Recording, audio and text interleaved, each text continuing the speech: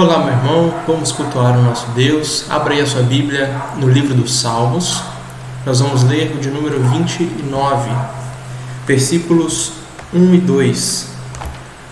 Salmo número 29, apenas os versículos 1 e 2.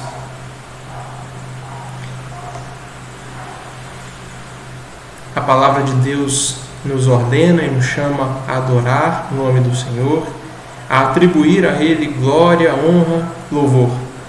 Salmo 29, versículos 1 e 2, diz assim: Salmo de Davi. Tributai ao Senhor, filhos de Deus. Tributai ao Senhor glória e força. Tributai ao Senhor a glória devida ao seu nome. Adorai o Senhor na beleza da santidade. Então vamos fazer isso que a palavra de Deus nos chama a fazer. Vamos louvar o nome de Deus, vamos adorar o Senhor, vamos cantar louvores ao nome dele. Feche seus olhos, nós vamos começar orando, vamos adorar o nosso Deus orando, uma oração de adoração. Depois nós vamos cantar louvores a Deus, nós vamos mais uma vez ouvir a voz dele para adorá-lo. Senhor, nosso Deus, te adoramos, te bendizemos, reconhecemos a tua grandeza, reconhecemos a tua beleza, a tua santidade e queremos te adorar, queremos te exaltar, queremos cantar quão grande e quão exaltado é o teu nome.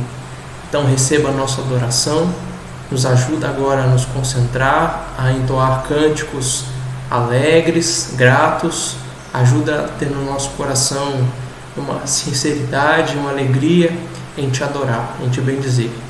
Recebe este louvor, recebe este culto prestado a ti, mesmo das nossas casas, com a nossa família, talvez sozinhos, mas ajuda-nos assim a prestar louvores a ti. Oramos em nome de Jesus. Amém. Vamos entoar este cântico, Ele exaltado.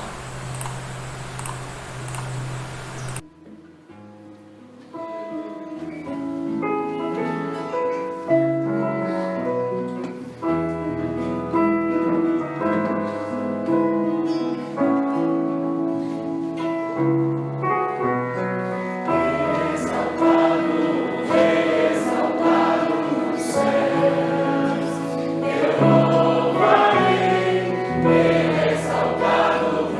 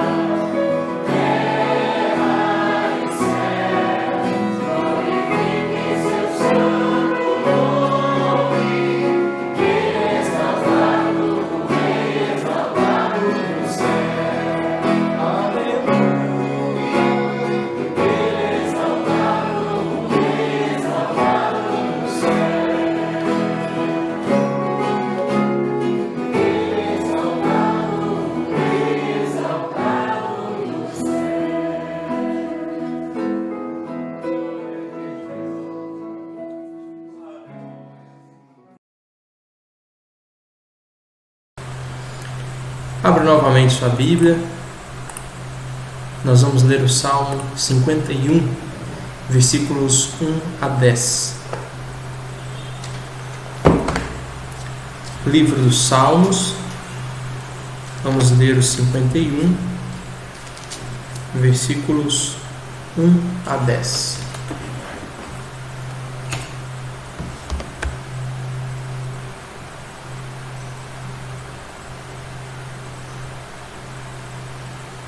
Salmo 51, versículos 1 ao 10. Diz assim, começando do título, depois a partir do versículo 1. Ao mestre de canto, salmo de Davi, quando o profeta Natã veio ter com ele, depois de haver ele possuído Batseba. Compadece-te de mim, ó Deus, segundo a tua benignidade, e segundo a multidão das tuas misericórdias, apaga as minhas transgressões. Lava-me completamente da minha iniquidade e purifica-me do meu pecado, pois eu conheço as minhas transgressões e o meu pecado está sempre diante de mim.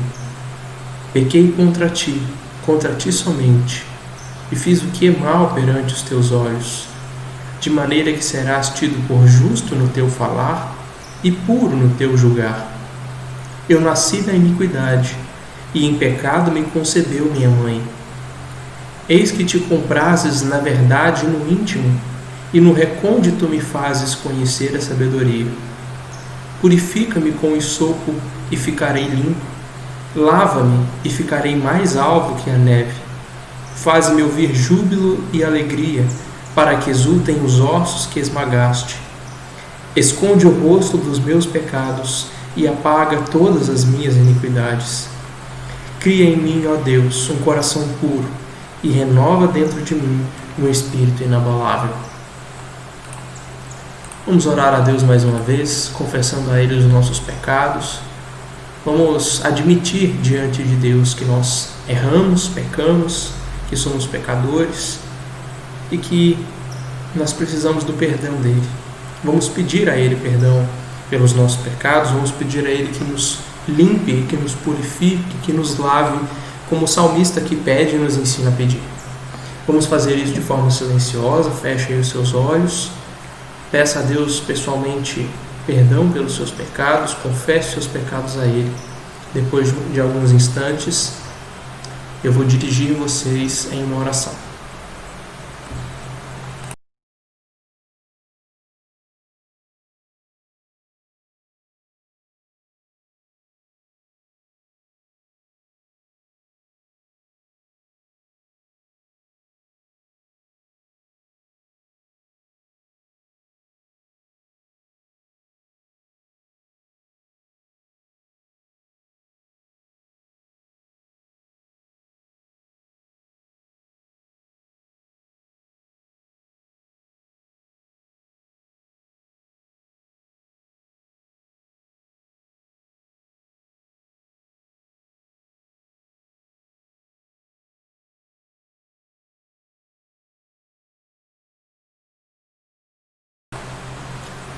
Deus de grande amor e misericórdia, Deus compassivo, longânimo, tardio em irar-se, Deus de grande clemência, Deus perdoador, purificador, nós nos colocamos na Tua presença apenas porque temos a confiança de que Tu és um Deus misericordioso e compassivo.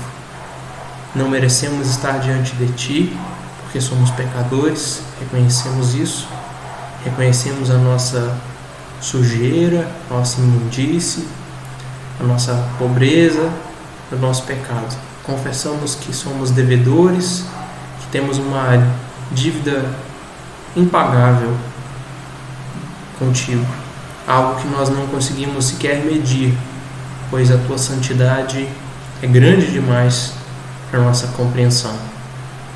Por isso pedimos perdão e admitimos que carecemos da Tua misericórdia. Não há nada que possamos fazer, porque nós somos fracos. Não há nada que podemos fazer para restaurar nossas ofensas ou para restaurar a nós mesmos, para pagar as nossas ofensas, por isso pedimos o teu perdão. Então nos lava, nos purifica, nos ensina a ter uma vida de santidade, uma vida de serviço e de obediência a ti. Ensina-nos a sermos santos como tu és santo. Purifica o nosso coração, renova dentro de nós força, humildade, santidade e guia-nos por teu Espírito. Nós pedimos isso em nome de Jesus. Amém. Vamos ler mais um texto da Palavra de Deus.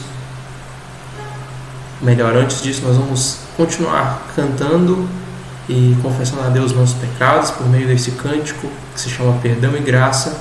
Vamos confessar a Deus que nós somos fracos e que nós precisamos do perdão e da graça dele. Perdão e graça.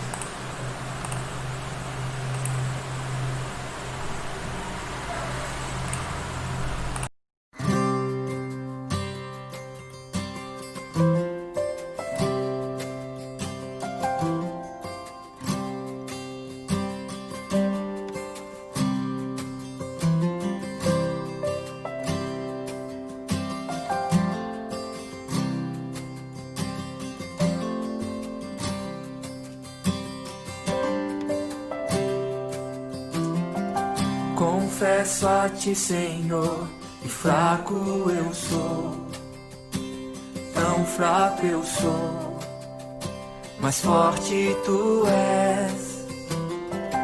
Eu venho a ti, Senhor, sem nada pra dar, só quero pedir, vem e ajuda-me, ó Deus.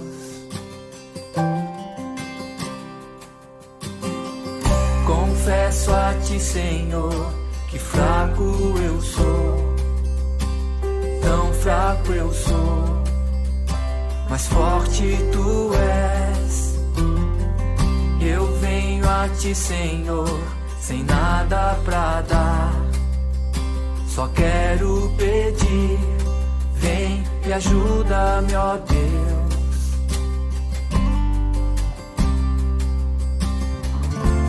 Coração quebrantado e humilde, não rejeita, Senhor.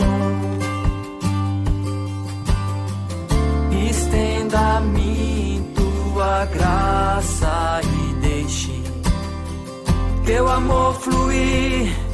Por misericórdia nós clamamos, faz chover perdão e graça sobre mim, perdão e graça, e lava-me, Senhor, pois hoje eu preciso do teu amor.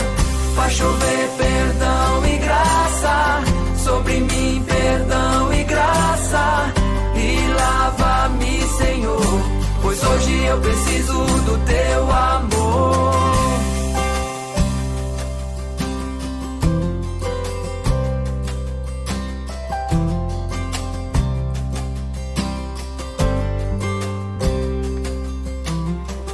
Confesso a ti, Senhor, que fraco eu sou, tão fraco eu sou, mas forte tu és.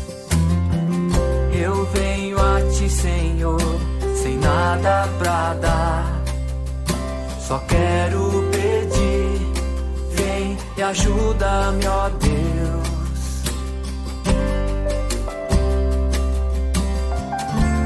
Coração quebrantado e humilde, não rejeita, Senhor. Estenda a mim tua graça e deixe teu amor fluir, Deus. Por misericórdia nós clamamos, faz chover perdão e graça sobre mim, perdão e graça, e lava-me, Senhor, pois hoje eu preciso do teu amor. Faz chover perdão e graça sobre mim, perdão e graça, e lava-me, Senhor, pois hoje eu preciso do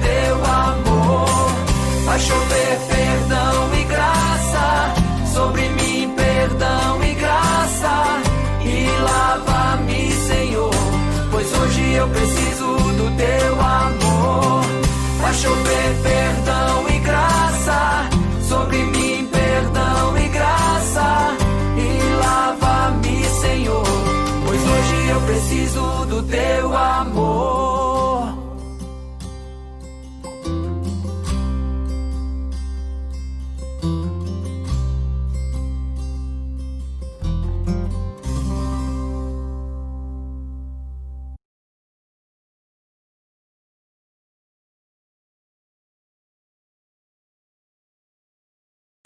Abra sua Bíblia novamente na primeira carta de João, no capítulo 1.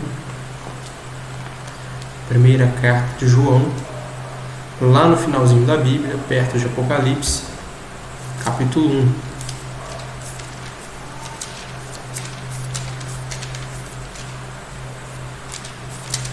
Primeira carta de João, não o Evangelho, mas a primeira carta, lá no final da Bíblia, capítulo 1.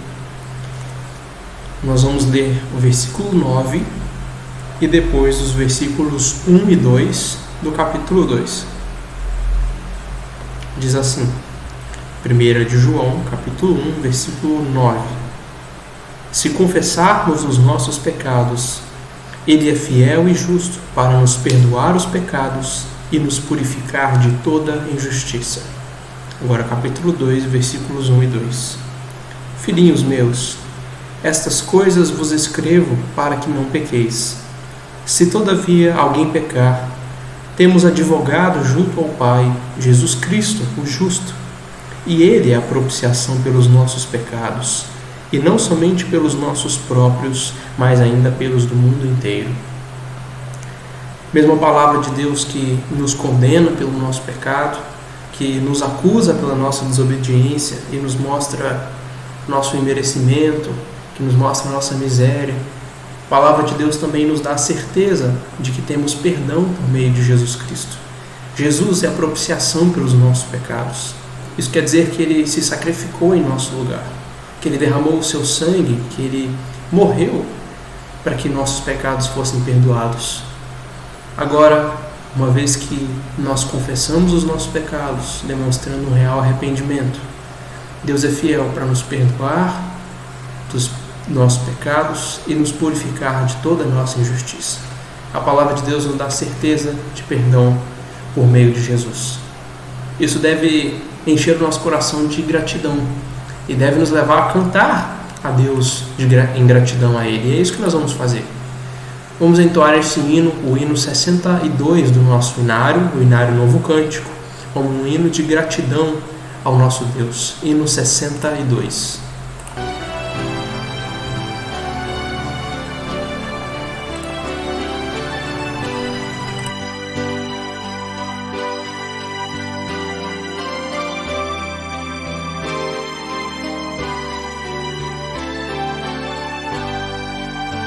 Graças te dou por tudo que me deste, primeiro a salvação em meu Jesus. Graças te dou por tudo que fizeste, por este pecador salvo na cruz. Graças, graças, mil graças a ti, Salvador. Graças, graças, mil graças por teu precioso amor. Eu te agradeço a bênção do trabalho e do meu lar que alegra o meu viver, a correção paterna quando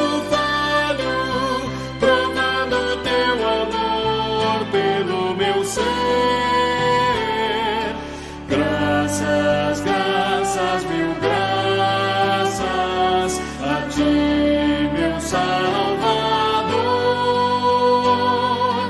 Graças, graças, mil graças por teu precioso amor.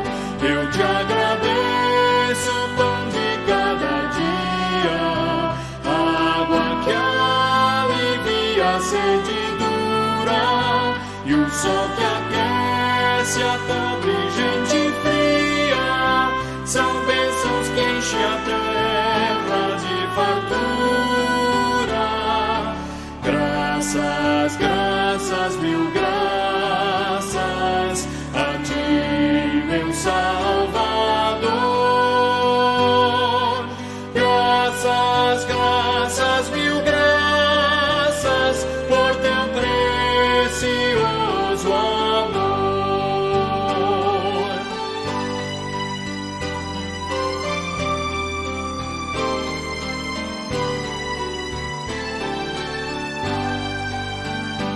te agradeço, ó Pai, os meus amigos e os inimigos também te agradeço.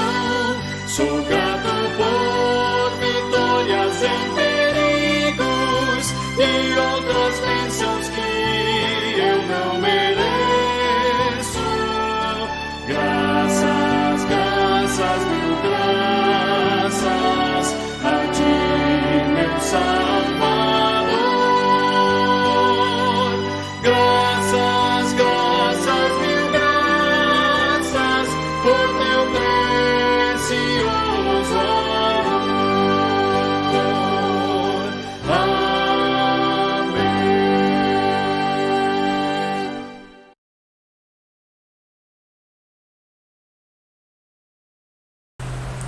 Abra sua Bíblia ainda mais uma vez na carta de Paulo a Tito, no capítulo 2. Vamos ler os versículos 1 ao 14. Carta de Paulo a Tito, capítulo 2, versículos 1 a 14.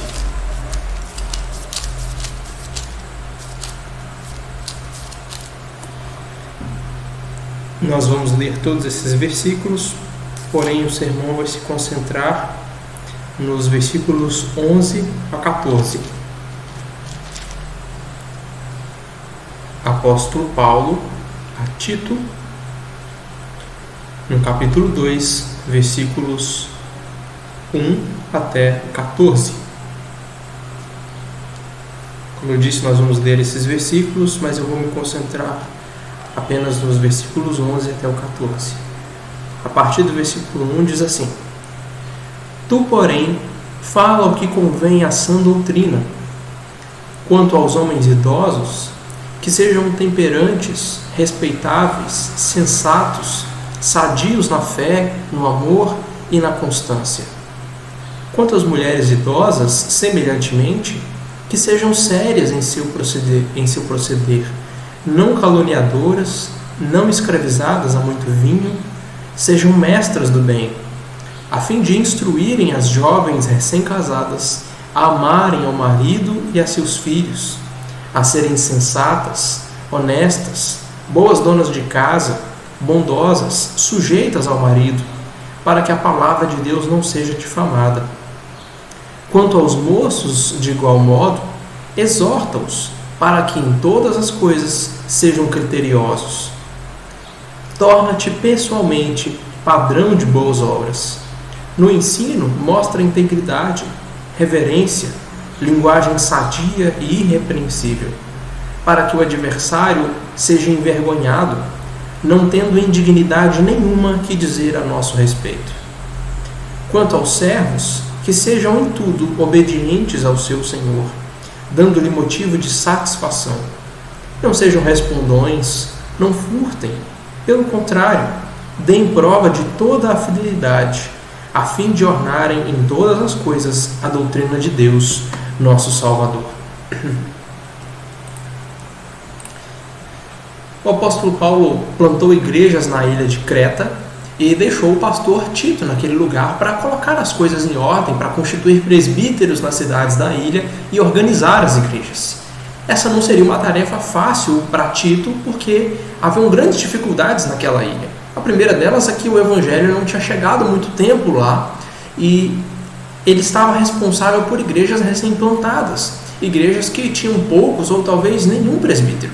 Faltava liderança naquelas igrejas. A segunda dificuldade de Tito era a oposição por parte de falsos mestres, que distorciam o evangelho e que atrapalhavam a pregação e o ensino da palavra. E a terceira dificuldade era justamente as pessoas daquela ilha, que eram complicadas. Os moradores da ilha de Creta tinham uma reputação de mentirosos, malignos, glutões, preguiçosos. Um dos próprios cretenses, um dos naturais daquela ilha, reconheceu isso e escreveu a respeito de seus conterrâneos. E Paulo escreve um trechinho desse poema no versículo 12 do capítulo 1 de Tito. E ele diz: cretenses, sempre mentirosos, feras terríveis, ventres preguiçosos. E Paulo concordou com esse poeta de Creta, dizendo que isso era verdade. Ele diz no versículo 13: A literatura da Grécia Antiga também testemunha que os cretenses eram avarentos, violentos, enganadores, mentirosos.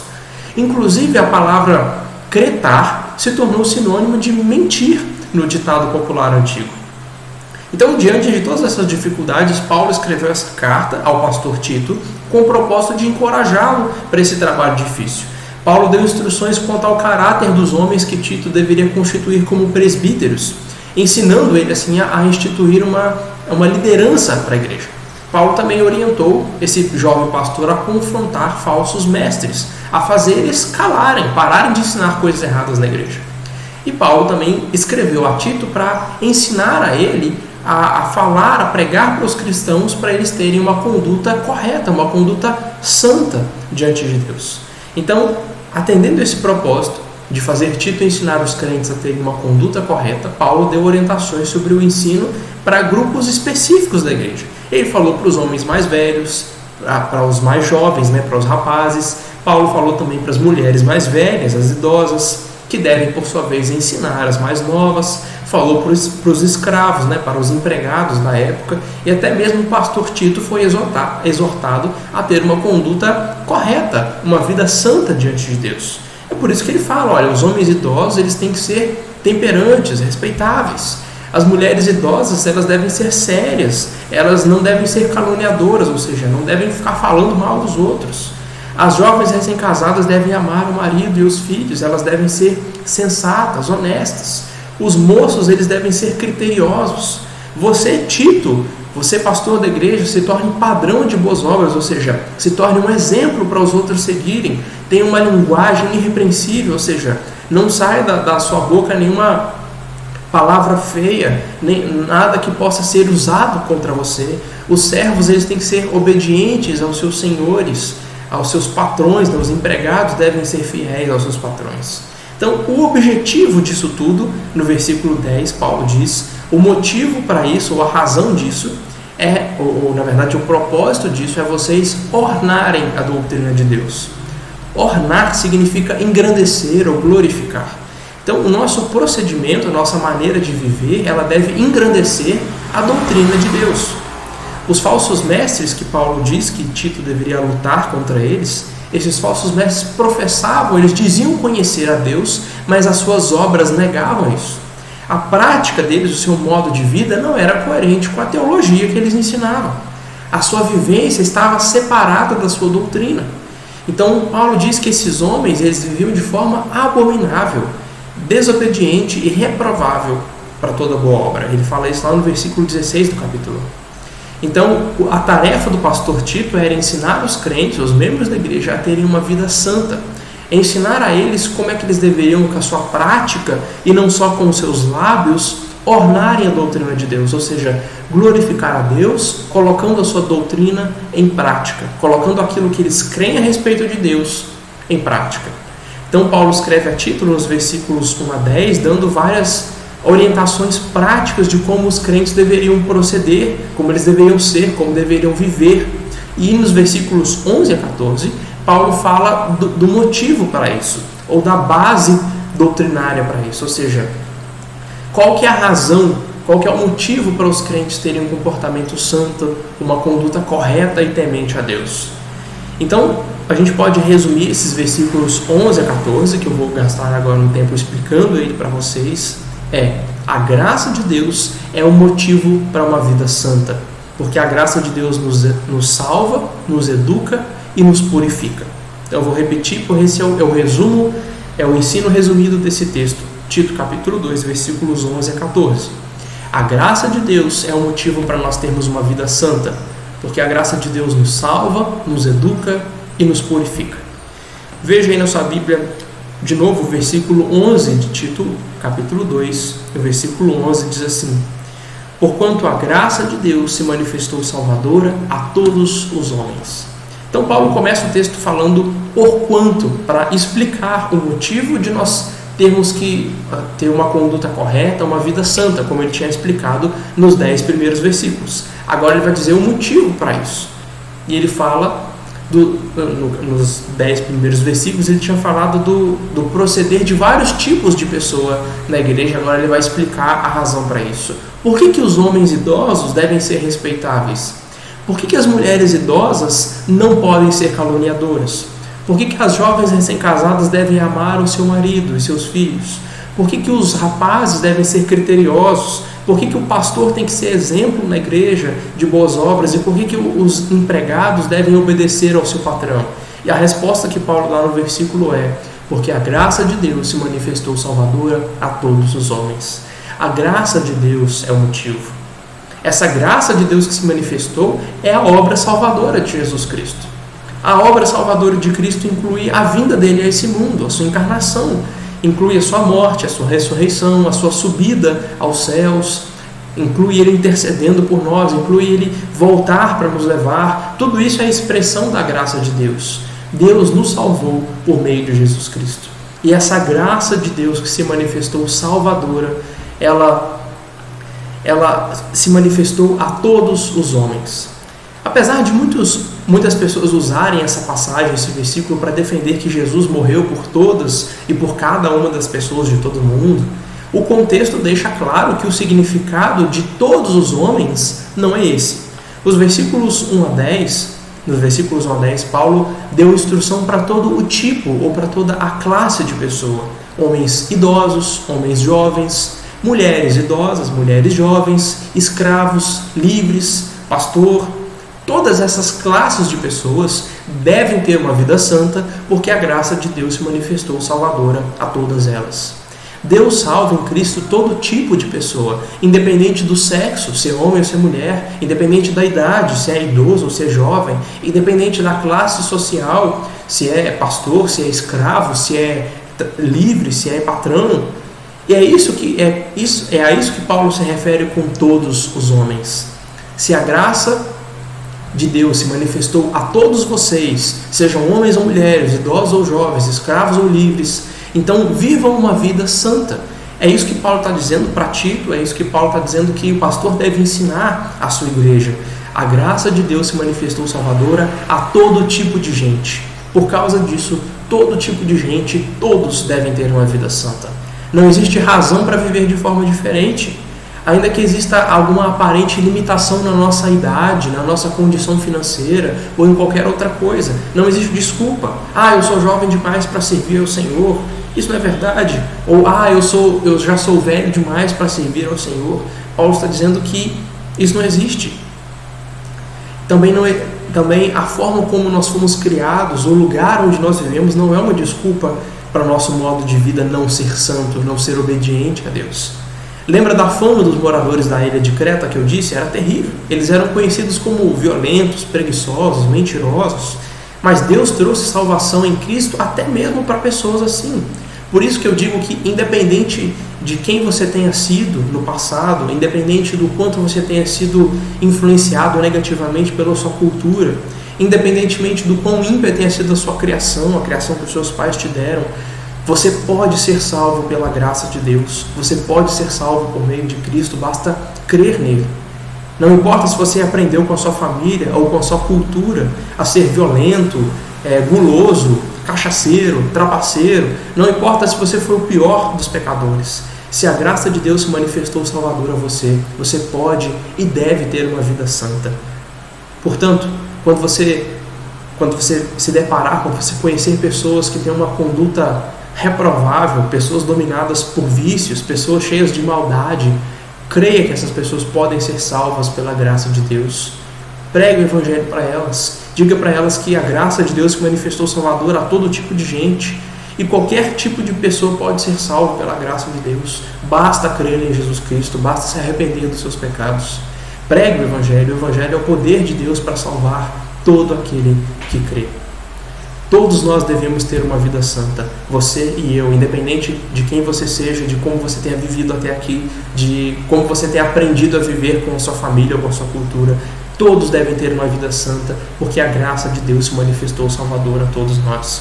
É isso que Paulo nos ensina. Em segundo lugar, os versículos 12 e 13, Paulo nos diz que a graça de Deus é a razão para nós termos uma vida santa. A graça de Deus nos educa.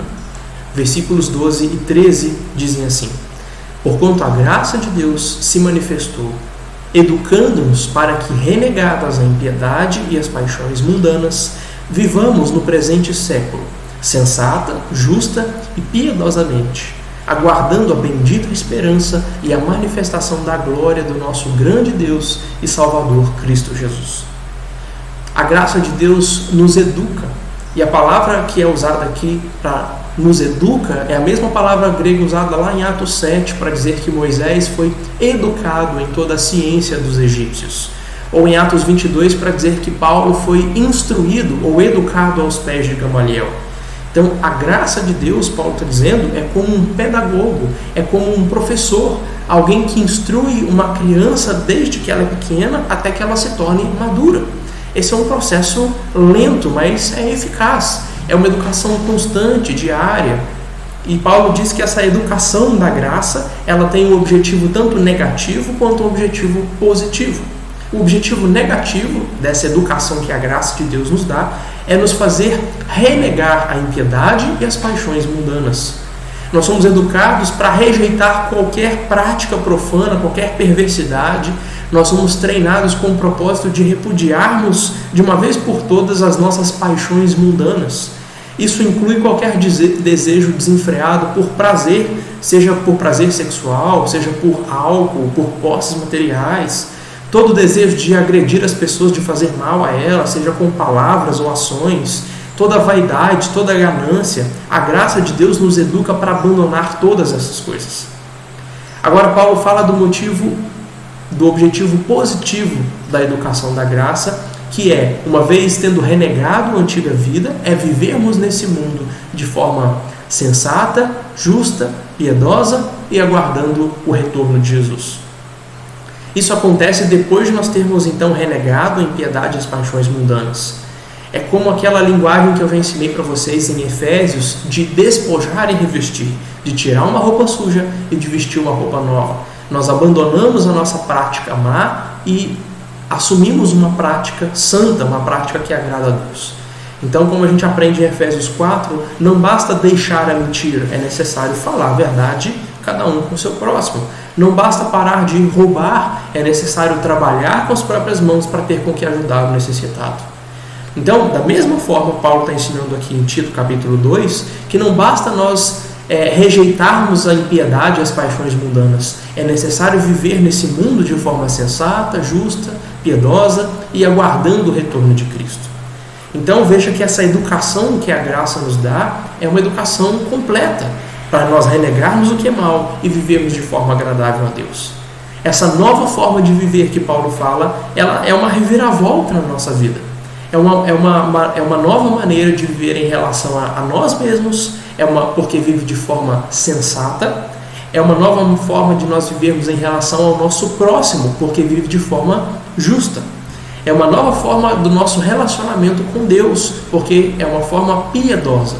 E é também uma nova maneira de vivermos em relação ao futuro, porque vive aguardando a bendita esperança e o retorno de Cristo. Então, a nossa vida, agora que nós somos transformados pela graça de Deus, agora que nós estamos sendo educados pela graça de Deus, a nossa vida deve ter 4 características, diz Paulo. Tem que ser uma vida sensata, que quer dizer moderada ou com domínio próprio. Isso quer dizer que nós devemos fazer um uso santo dos desejos e impulsos naturais que Deus nos deu, como o desejo por comida, por bebida, como o desejo por sexo. Nós não podemos ser dominados por essas coisas. Pelo contrário, nós devemos dominar esses desejos, ter domínio próprio, sermos sensatos.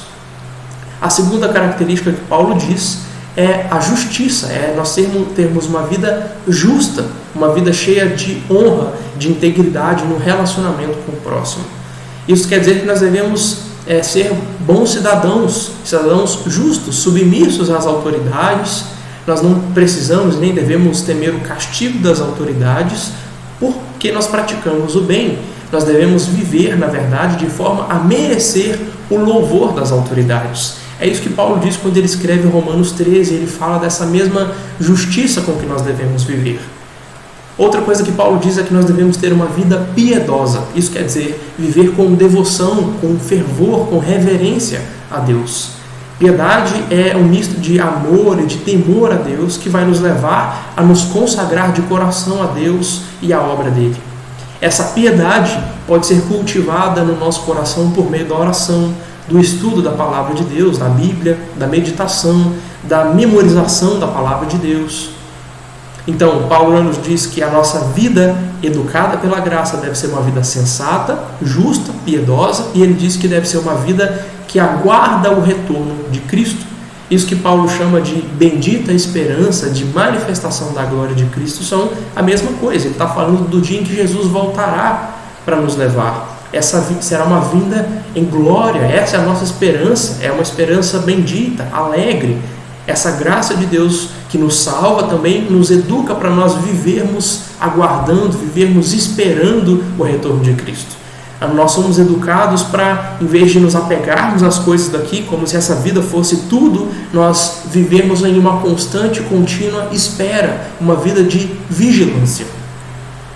Aqueles de vocês que são pais, que têm crianças ou que convivem com crianças pequenas, talvez vocês que são professores, vocês pensem no quanto vocês têm que repetir um ensino ou uma regra para uma criança. A gente precisa ter paciência, porque até a criança aprender e mudar o seu comportamento leva tempo. Ela vai errar de novo e a gente vai ter que repetir de novo até que ela aprenda. Esse é o papel de um pedagogo, esse é o papel de um professor, é ensinar a criança levando em conta as suas dificuldades, levando em conta as suas limitações. O fato de nós termos sido salvos pela graça de Deus e de Deus exigir de nós uma mudança de vida completa, tanto no sentido negativo de abandonar os nossos pecados, quanto no sentido positivo de termos uma vida sensata, justa e piedosa, não desconsidera as nossas dificuldades, não desconsidera os nossos erros. Deus leva em conta as nossas dificuldades, as nossas limitações. Nós somos como crianças em fase de aprendizado. E é por isso que a graça de Deus nos educa de forma constante, a fim de nós atingirmos essa mudança de vida completa. Serão muitos os nossos erros, serão muitos os nossos pecados, mas Deus, na sua paciência, na sua longanimidade, Deus não só tolera as nossas fraquezas, como Ele nos educa para vivermos de forma agradável a Ele. Por isso, continue acreditando, continue confiando que a graça de Deus que se manifestou salvadora a você, ela também te educa. Mesmo que você seja como uma criança em algumas áreas da sua vida, em algumas áreas de particular dificuldade, como o orgulho, a avareza, a sexualidade ou a ira, continue confiando que a graça de Deus te educa, ainda que não seja tão rápido quanto você gostaria. Deus escolheu e dispôs meios de graça para a sua igreja. A Bíblia Sagrada, a oração, os sacramentos, todos esses são meios pelos quais Deus nos educa, nos ensina a viver de maneira santa. Então, quanto mais você se dedicar à leitura e ao estudo da palavra, quanto mais tempo você separar em oração, quanto mais você se dedicar a estar na igreja junto com seus irmãos, a ouvir a pregação da palavra, a prestar culto a Deus, a participar dos sacramentos, mais Deus vai te educar e te ensinar a ter uma vida santa. A graça de Deus nos salvou, a graça de Deus nos educa e assim é a razão para nós termos uma vida santa. A última coisa que Paulo diz aqui nesse texto, lá no versículo 14, é que a graça de Deus nos purifica. Então o que Paulo está nos dizendo aqui é que a graça de Deus é o motivo, é a razão para nós termos uma vida santa, porque a graça de Deus nos salva, a graça de Deus nos educa e, em último lugar, a graça de Deus nos purifica. Veja aí na sua Bíblia o versículo 14, o versículo 13 termina falando de Cristo Jesus, e o versículo 14 diz que Cristo Jesus a si mesmo se deu por nós, a fim de nos remir de toda a iniquidade e purificar para si mesmo um povo exclusivamente seu, zeloso de boas obras. Então, a entrega de Jesus em nosso lugar é uma manifestação da graça de Deus. O sacrifício de Cristo também teve um objetivo negativo e positivo, assim como a educação da graça. De forma negativa, Jesus se entregou por nós para nos redimir. Isso significa que Ele morreu em nosso lugar para pagar o preço, para pagar o resgate, o preço que nós não poderíamos pagar, um preço de culpa pelo pecado, preço pela nossa iniquidade, pela nossa culpa. E como sem derramamento de sangue não há remissão, não há resgate, Cristo nos resgatou pelo seu precioso sangue.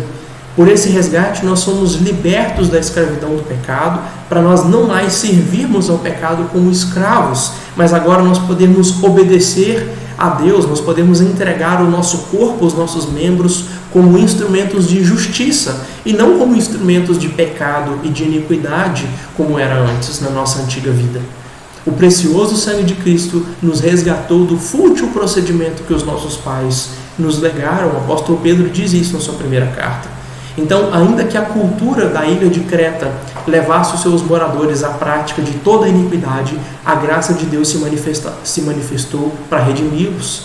Ainda que a fama dos moradores lá da ilha de Creta fosse terrível, e ainda que a prática e a conduta daquele povo concordasse com a fama deles, eles poderiam ser resgatados. Cristo se entregou com esse propósito, para resgatar pecadores. E Paulo está dizendo para Tito, Jesus Cristo se entregou para remir pecadores. Então há esperança.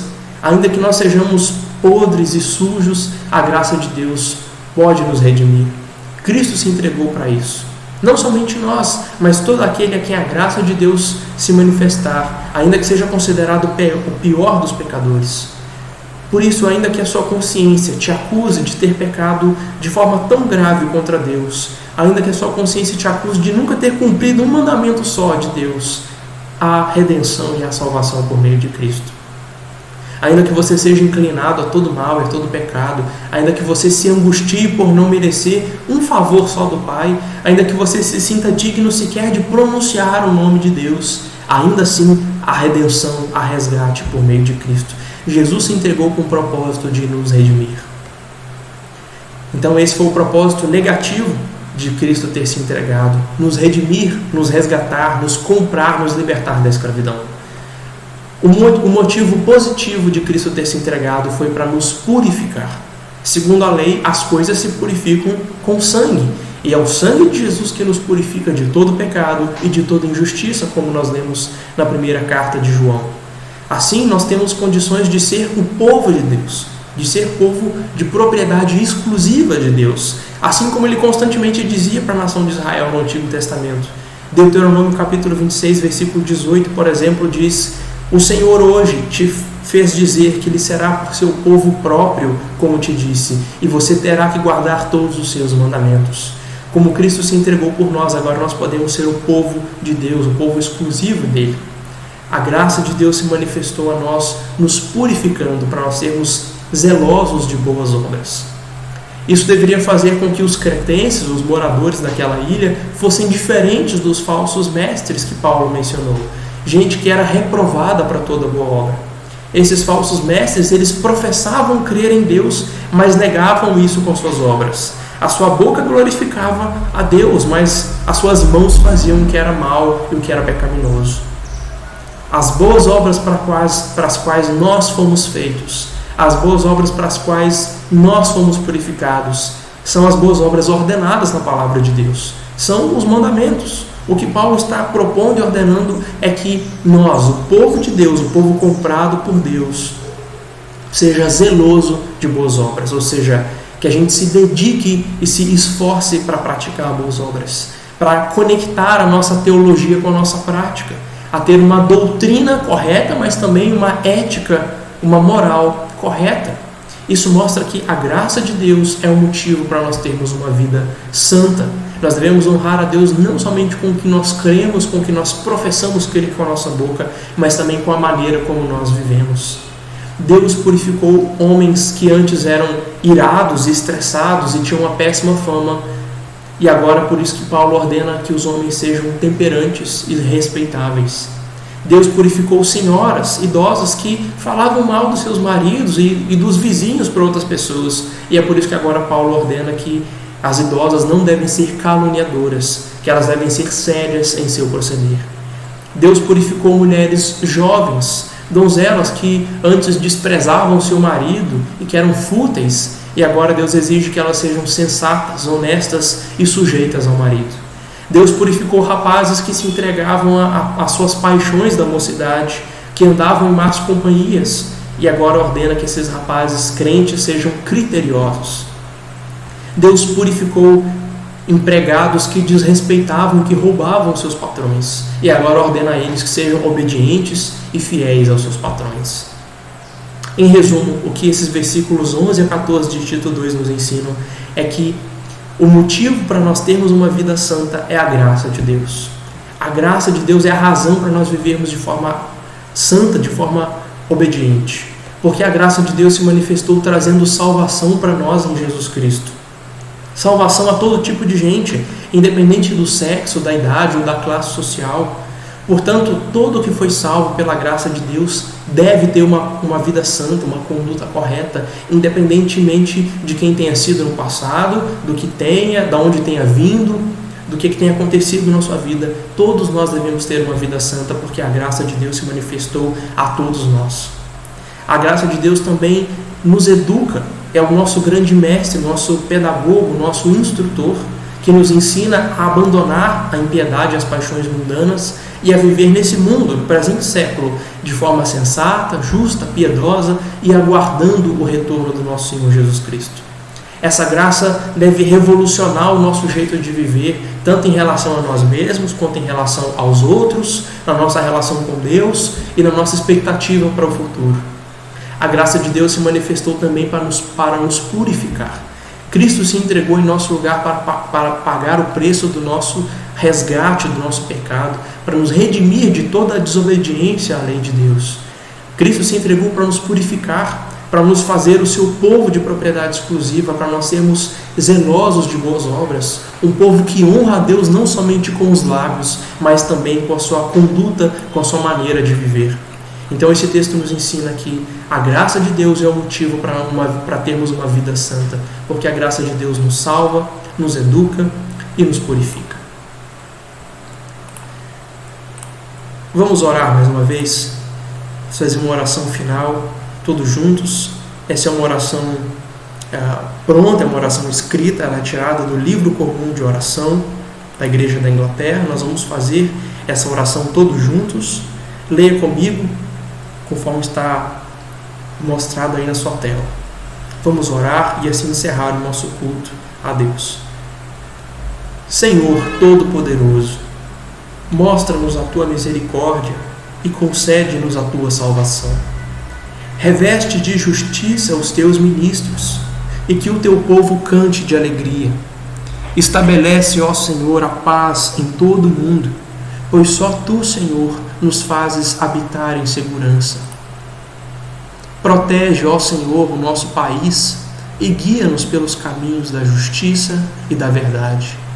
Que se conheçam na terra os Teus caminhos e entre os povos a Tua salvação. Que os necessitados sejam sempre lembrados e nunca se apague a esperança dos pobres.